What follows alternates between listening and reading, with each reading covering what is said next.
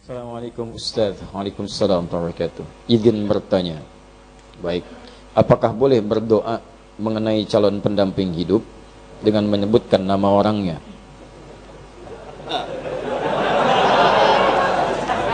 Inilah praktek apa yang saya sampaikan tadi. Ya. Orang ke masjid mau subuh dia tambah saya doa minta pendamping hidup dia. Baik, boleh nggak menyebutkan orangnya? Boleh, tidak ada larangan. Tidak ada larangan. Kalau antum ingin mohon kepada Allah kemudian meminta, silahkan. Ya, ud'uni astajib lakum, minta kepadaku, aku akan jawab. Tapi siapa yang dimintakan itu, lihat syarat-syarat perempuan yang bisa dinikahi. Ya, siapa yang antum, kan calon pendamping, siapa calon pendampingnya? Pertama, pastikan bahwa calon pendamping antum itu benar. Quran surah ke-49 ayat 13. Ya ayyuhan nasu inna khalaqnakum min dzakarin wa untha. Duhai manusia, kami ciptakan kalian dari laki-laki dan perempuan. Wa ja'alnakum syu'uban wa qabaila lita'arafu. Kami jadikan kalian mungkin beda tempat tinggal, beda kabilah, beda suku, beda mungkin RT, RW, kecamatan sampai beda negara. Lita'arafu supaya saling mengenal. Dengan ta'aruf itu mengetahui, menjalinlah kemudian hubungan kasih sampai ke pernikahan. Tapi siapa yang menikah? Zakar dan unta. Tidak ada zakar dengan zakar atau unta dengan unta. Jadi kalau antum laki-laki, pastikan yang dimohonkan pada Allah pasangan antum perempuan. Itu kaidah pertama. Kalau antum perempuan, minta kepada Allah pasangannya laki-laki. Jelas ya? Di nggak ada istilahnya laki-laki. Ya Allah, anugerahkan aku si dia, ya Allah. Mohon, ya Allah. Saya Asep, mohon jadikan Andi pasangan saya. Sudah menyalahi. Nggak mungkin dikabul antum. Paham ya? Baik, jadi ingat. Manusia itu cuma dua. Kalau bukan laki-laki, perempuan. Bagaimana Ustadz kalau perempuan pengen jadi laki-laki, laki-laki pengen jadi perempuan? Itu artinya dia sedang keluar dari fitrah kemanusiaannya. Paham? Setiap makhluk Allah berpasangan. Quran surah ke-51 ayat ke-49.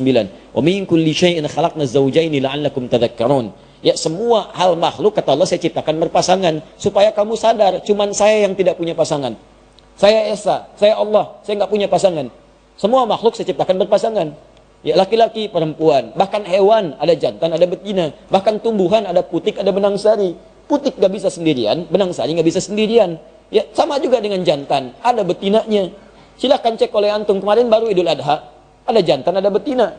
Silahkan cek, antum pernah menemukan kambing homo? Atau sapi lesbi misalnya? Tidak pernah antum temukan. Pak, ini diskon Pak 5%, kenapa? Homo kambingnya. Nggak ada yang begitu. Di kambing saja tahu dengan instingnya menemukan pasangannya. Masa antum yang punya akal nggak ketemu pasangannya? Ya, paham ya? Nah, jadi teman-teman sekalian, kalau menemukan misalnya ada yang seperti itu, berarti itu ada kelainan, ada penyakit, didoakan, dibantu supaya kembali. Dibantu supaya kembali. Paham sampai sini? Itu syarat yang pertama, pastikan tuh laki-laki kalau perempuan yang minta. Pastikan perempuan kalau laki-laki yang minta. Yang kedua, teman-teman sekalian, pastikan bahwa niat untuk menikah itu meniatkan untuk ibadah. Ini mempercepat pengabulan. Niatkan untuk ibadah. Makanya ketika menyebutkan ayat nikah, kalimatnya langsung pada ayat penggunaannya. Ada ayat, itu diterjemahkan di mushaf terjemah dengan tanda. Padahal bukan sekedar tanda. Tanda itu dalam bahasa Arab bisa alamah. Alamah itu tanda. Diserap ke dalam bahasa Indonesia jadi alamat. Alamat. Apa itu alamat? Tanda yang mendekatkan pada tujuan. Di mana alamat Masjid Nur Said? Di sana. Begitu tahu alamatnya, semakin dekat ke tujuan, mudah menjangkaunya. Nah, kalau antum ingin mendekat kepada Allah, ada tandanya. Tanda yang mendekatkan antum kepada Allah disebut dengan ayat, namanya ayat. Tanda yang mendekatkan diri kepada Allah. Isi Al-Quran disebut dengan ayat. Kenapa disebut dengan ayat? Karena setiap antum baca Al-Quran, lebih dekat keadaan antum dengan Allah. Ya, Quran misalnya surah ke-8, ya Al-Anfal, ayat kedua. Innamal mu'minuna alladhina idza dzukirallahu wajilat qulubuhum wa idza tuliyat 'alaihim ayatuhu zadatuhum imana wa 'ala rabbihim yatawakkalun. Sungguh orang-orang beriman itu kalau disebut nama Allah ada getaran dalam jiwanya. Ada hal yang berbeda. Allahu Akbar, Allahu Akbar. Bergetar jiwanya. Ya Allah, sudah ada panggilan. Ya, walaupun antum di kendaraan, dengar azan, ada getaran. Allahu Akbar, Allahu Akbar. Tahu, bentar ya. Wah, ada persoalan. Orang beriman itu beda, getaran dalam jiwanya. Wa idza tuliyat 'alaihim ayatu. Kalau dibacakan sama dia, ayat-ayat Allah, zadatum imana. Ya, bertambah keimanannya. Wa 'ala rabbihim yatawakkalun. Ada sandaran yang kuat kepada Rabbnya. Nyandar, ada ketenangan dalam jiwanya. Itu ayat. Makanya isi Quran disebut ayat. Salat itu ayat, mendekatkan kita dengan Allah. Makanya ketika antum menunaikan salat, ada ketenangan di dalam jiwa. Gak percaya silahkan. Ya, antum masuk tempat salat, musola, masjid, tempatnya aja udah tenang. Puncak tempat sholat itu di Baitul Haram, Ka'bah. Ka'bah, Masjidil Haram. Itu puncaknya, kiblatnya di situ. Ketika Allah menyebutkan pertama kali Ka'bah sebagai tempat untuk pusat ibadah, disandingkan ketenangan di dalamnya. Quran surah kedua 125, paling kanan pertengahan. Ya. Wa idz ja'alna al-baita mathabatan lin-nasi wa amna. Dan ingat, pelajari, dalami ketika kami jadikan al-bait Ka'bah tempat pusat ibadah bagi manusia dan tempat yang menenangkan. Jadi kalau antum punya masalah seberat apapun di depan Ka'bah, tiba-tiba bisa mengalir air mata, lupa dengan masalah. Tenang aja. Gak percaya silahkan mendekat. Saya bermohon pada Allah, semoga yang belum bisa disegerakan insya Allah, haji ataupun umrah. Ya? Dan tidak cukup dengan amin, nabung. Siapin, banyakin doa. Sama, tempat sholat ini, masjid musola lebih jauh. Makanya antum masuk masjid lebih tenang. Bahkan dibanding rumah sendiri. Silahkan cek beda rasanya. Lain, masuk rumah biasa-biasa, masuk masjid baru masuk rumah Allah. Begitu kaki kanan masuk, Allah maftah ya wa rahmatik, tiba-tiba enak, ada ketenangan yang beda. Salat 2 rakaat tahiyatul masjid. Duduk merapat sebentar, ya dekat AC, saking tenangnya plak tidur. Nah, nikah sama. Nikah tuh awal ayatnya disebut ayat. Ayat. Silahkan, Quran surah 30 ayat 21. Wa min ayatihi. Di antara tanda-tanda yang mendekatkan seseorang kepada Allah. An khalaqalakum min anfusikum azwaja. Kami jadikan setiap diri itu bisa berpasangan untuk menikah.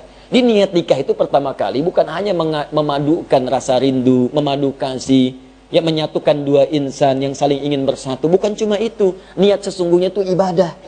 Jadi kalau antum ingin dipercepat oleh Allah pengabulan doanya, niatkan untuk ibadah. Ya Allah, pasangkan aku dengan dia ya Allah, supaya aku bisa juga menghafal Quran seperti dirinya yang sudah hafal Al-Quran. Ya Allah, jika memang engkau berkehendak dengan penyatuan ini, jadikan kami ya Allah pasangan yang selalu senantiasa menunaikan salat kepadamu, menjaga dalam kebaikan, menjauhi maksiat. Kami ingin menjadi pasangan yang diabadikan olehmu sampai ke surga ya Rabb. Indah. Jadi begitu antum minta kepentingan untuk ibadah, maka Allah akan jaga itu dan mempercepat kemuliaan-kemuliaannya. Disatukan dengan yang terbaik antum. Makanya kalau ada yang sudah berumah tangga sampai sekarang, belasan puluhan tahun, tapi dengan rumah tangganya belum dekat dengan Allah, pasti ada yang salah dalam rumah tangganya. Ya. Paham sampai sini? Baik. Makanya sekarang ini saya lihat banyak perubahan-perubahan. Orang mau menikah, maharnya itu sudah pakai bacaan Quran tambahan. Aku mau menikah, tapi kamu hafalkan dulu surat Ar-Rahman ya. Masya Allah. Saya kalau menghadiri tausiah pernikahan, sekarang bacain Ar-Rahman. Calon suaminya tuh bukan baca pakai mushaf, hafalannya. Masya Allah. Sudah ada hal-hal yang baik sekarang ini. Ya, nanti kalau bapak punya anak perempuan, datang ke rumah, suruh tes bacaan Qurannya. Ya. Adik siapa? Saya Anas pak, baca surat An-Nas. Baca. Masya Allah, baca, dengerin tuh. Makhrajnya bagus. Kalau belum bagus, latihan dulu. Cari ustad ya, yang bagus. Kalau adik siapa yang kedua? Saya Torik pak. Baca At-Torik. Baca. Masya Allah, sesuai namanya. Bagus. Ada yang ketiga siapa? Pucat dia wajahnya. Belum jawab. Saya Imran pak. Aduh. Tapi panggilan sehari-hari kulhu. Tanya, itu ya, diminta niatkan untuk ibadah. Nanti kalau antum begitu, itu akan dipermudah. Bahkan bahasa Qurannya sederhana. Kalau kamu merasa kurang bekal, aku jadikan kaya, kata Allah setelah berumah tangga. Aku jadikan kaya. Ya yughnihimullah.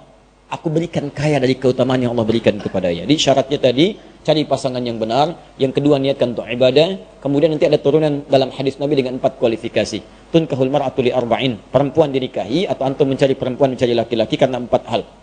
Hati-hati karena 4 hal. Motifnya kadang limaliha, karena urusan hartanya. Lijamaliha, karena parasnya. Ya, kemudian linasabiha, karena urutan latar belakangnya. Tapi lidiniha itu yang paling utama karena ketakwaan dan agamanya. Fadfar bidzatid dini taribat yadak. Kalau ada yang bagus agamanya, maka utamakan itu, maka Anda akan beruntung dalam kehidupan. Ya, tapi sekali lagi boleh menyebutkan nama jika memang syarat-syarat itu sudah antum siapkan, antum memenuhinya, silahkan beri ikhtiar kepada Allah dan dengan catatan dia bukan istri orang lain.